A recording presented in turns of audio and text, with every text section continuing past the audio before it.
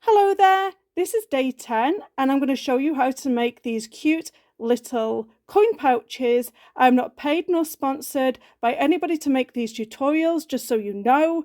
These designs are not my designs, these are from the Cricut Maker, and I'm going to show you how to make a coin pouch. Let me know which one you prefer. Do you like the little cutie or do you like the fox? Let me know in them comments. This is the home screen of Cricut, and this is how you will find my projects. You will search my name, Cassie Cartmel. This is the project, a coin pouch, and this is what it looks like. And these are the two designs that I decided on doing. These are Cricut's designs. I have not done these designs. One is for Access, and I think the other one's free. It's the little Cricut cutie, which I thought would be really cute for this project. So once we get to this page, you will click on Make It. It will come to this screen. I always click on just this mat, 12 by 12, and confirm. Then it's going to load everything up. And what Cricut does is if you do it on a different color, it will do different sheets. So this is how I separate everything. So the first one is a Cricut Cutie. I mean, it doesn't really matter how you print any of these out. So then you've got the second one, which is the pull at the top of the pouch, of the coin pouch. Then you've got one of these sections. So one is for your external, one is for internal. I don't know which one's which. Maybe the light one's going to be your external and the dark blue one here at number 5 is going to be the internal. But whichever one you choose, you're going to have to stabilize one of them on the back. So we're going to start with maybe this. Let's start making the Cricut Cutie part. So you need to decide what color iron-on vinyl you want. I actually have two. There's the Cricut Cutie, and I selected this little woodland like fox. So decide which one you want. Maybe you want to go off and find your own. That's up to you. So I'm going to start with this one. And you can put one on both sides if you want to. I'm just going to put one on one side. So everything's okay here. 12 by 12 on the mat, and continue. Oh, it's going to want you to have your Cricut Maker turned on. Always remember that. I always forget.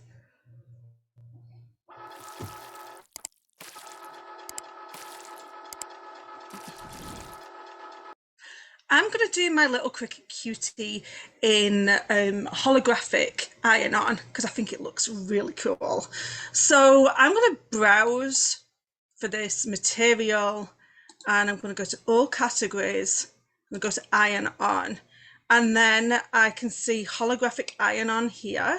So I'm going to select that and done. Then I'm going to, I always select more pressure.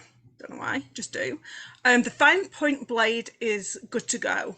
So you want to do your vinyl so it's face down, so the holographic or the colour is going to be facing down, and let it cut. I've not bothered to mirror it. I'm not really bothered which way he's facing. Okay, so we have cut that piece out of vinyl, and now we want to go and start cutting our fabric sections. So this fabric piece here is for the tab pull. So we're going to cut this out, and we're going to apply more pressure, and we are going to change, one second, we need to change the fabric. So I am going to be using fabric medium fabrics, this one here. If you search into categories, and if you look in fabric, and it gives you all the options of all the different fabrics that the Cricut will cut. So I already have mine selected. I'm going to click out of this. and I'm going to cut this one. So we're going to go back and apply more pressure, and we're going to use the rotary blade. So everything is all good, and let's cut this second sheet. Let's go to sheet 3. Let's do this as the non-stabilized version. So we were going to do exactly the same, medium fabrics, more pressure, and the rotary cutter, and begin to cut.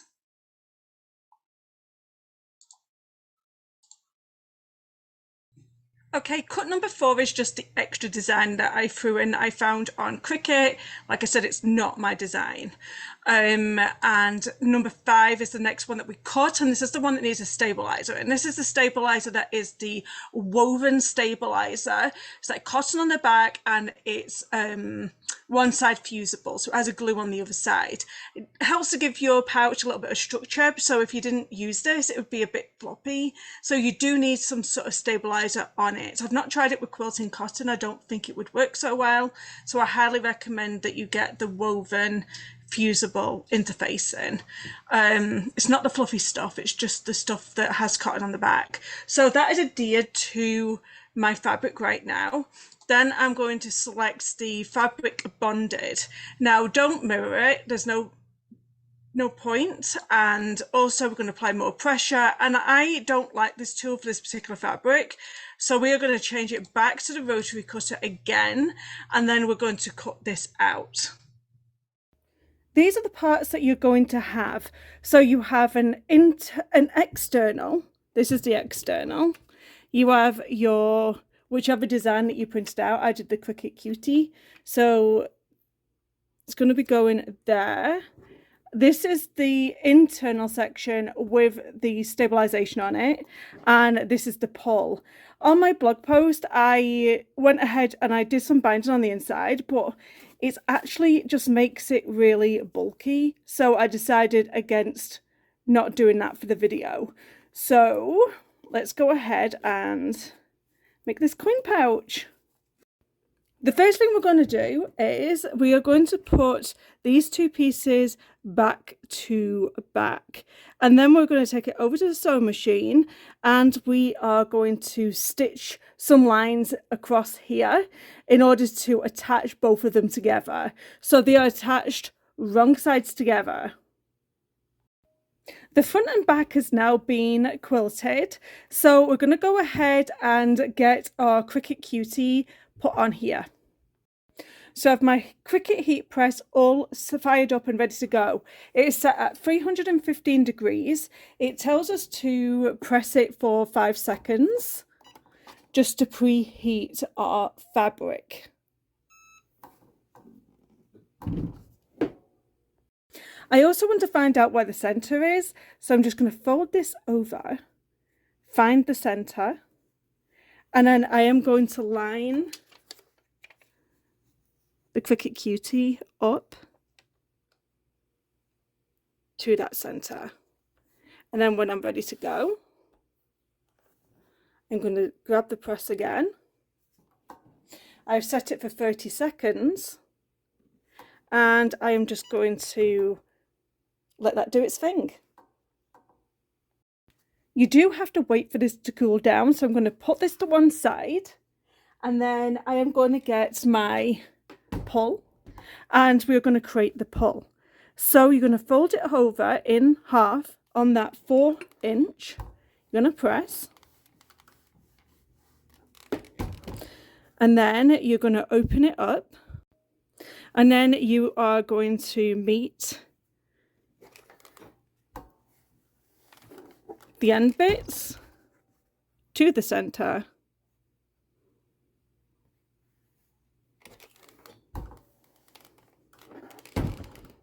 And then you are going to fold everything in like so, and that creates a pull. Once everything is pressed, sew down each side. You should now be able to peel this off. There we go. To create the pull, you are going to create a loop. you're going to place it on the center marking. I'm just going to fold this back again just to see where that was. It's right there. So depending how long you want your pull, it's completely up to you. And then just sew it a scant quarter, so not quite a quarter. I just cut away the excess here. So now you are going to still work on the external side. The zipper is going to be face down. I'm going to actually take the zipper pull off and then put it back on again twice. So the zip will end up here. So I'm going to take the whole pull off and then I'll put it back on again. So I zip it all up and completely close both ends, open up one of the ends again and put the pull back on. And sometimes you just need to snip off the end again, just so you have a nice clean tape. So the reason for this is that both ends are closed. It just makes for easier sewing.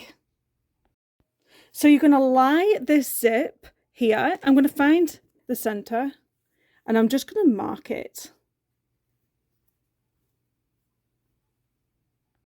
Then have the teeth going in the center of that line and grip into place.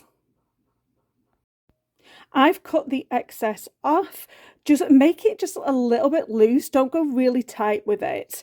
And then you're going to sew both these sides down. Is go from this corner to this corner down here and cut. Do that at all of the corners.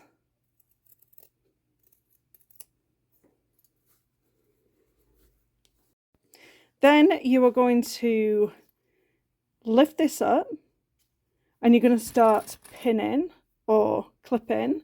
I like to clip with Wonder Clips.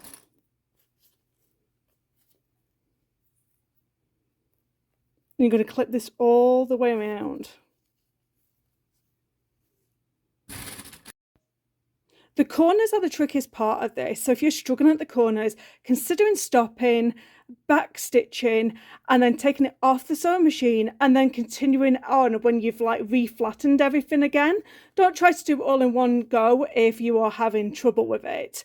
That's what I do. So let's sew all the way around here, attaching the section. So that's one side sewn up. Let's go ahead and do the same thing for the other side.